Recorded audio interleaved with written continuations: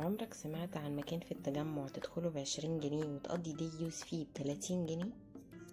ولو متخيل ان الطريق بعيد او في مكان محذوف او محتاج عربية عشان تروح، تعال اما اقولك ازاي رحت بمواصلات عامة، وايا كان مكانك فين هتوصل لحد باب المكان التحفة ده. انا بدأت من الحي العاشر مدينة نصر، وتركب اي حاجة رايحة التجمع. انا كنت رايحة يوم الجمعة، والصراحة الطريق كان سالك ورايق جدا، حوالي 15 دقيقة بالعربية وتوصل للمكان من غير دوشة ولا زحمة. بس انا اول ما دخلت المكان حرفيا اتفاجئت.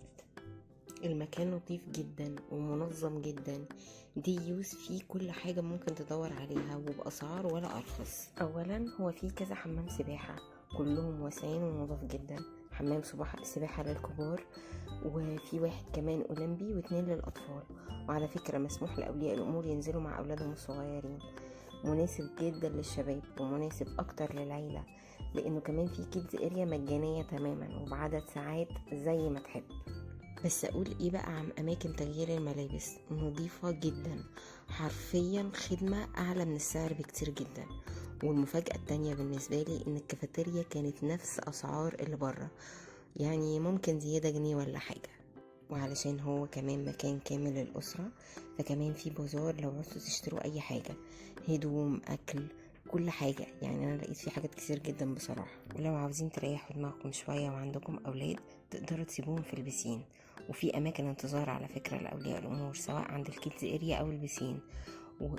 وطبعا بتكونوا شايفين اولادكم ومتابعينهم. واهم حاجة بكون بدور عليها قبل ما الولاد ينزلوا اي بسين، هل المكان فيه منقذين ولا لا، ولو لا قدر الله حصل اي حاجة. والصراحة اللهم بارك، فيه اكتر من واحد وبيكونوا مركزين جدا مع الاولاد.